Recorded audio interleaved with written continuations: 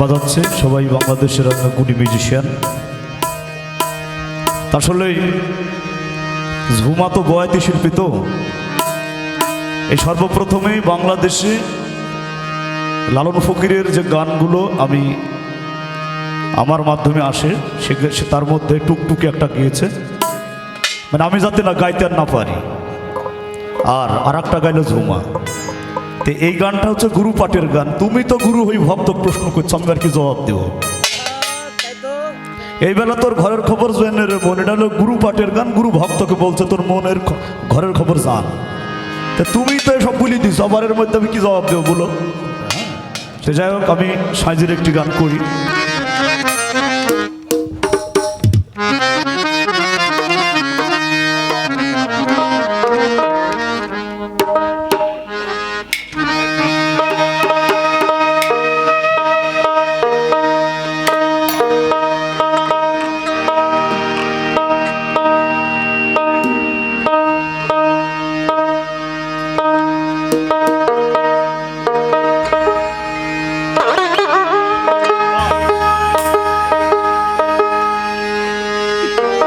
মানিকগঞ্জে গান গাওয়ার সারা দেশে গান গাইতে এক না, আমি জানি এটা। কারণ মানিকগঞ্জের মানুষ গান শুনে না, এরা গান খায়। এখানে অনেক আউল বাউলের জন্য। এই যে 8 তারিখে ভবা পাগলা শুরু, 8 তারিখে কিন্তু ভবা পাগলা আমার দাওয়াত আছে, আমি আসবো একদিন গান গাইতে।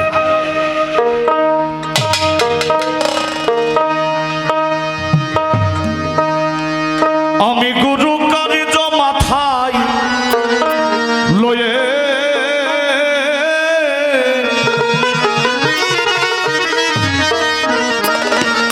গুরু গো